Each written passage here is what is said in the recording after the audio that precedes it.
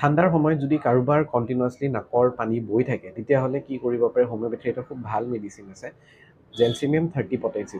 জেলচিমিয়াম 30 পটেঞ্চি আপোনালোকে 3 ড্ৰপ বা 4 ড্ৰপ আধা ঘণ্টাৰ মূৰে মূৰে নাইবা 1 ঘণ্টাৰ মূৰে মূৰে ডাইৰেক্ট জিভাত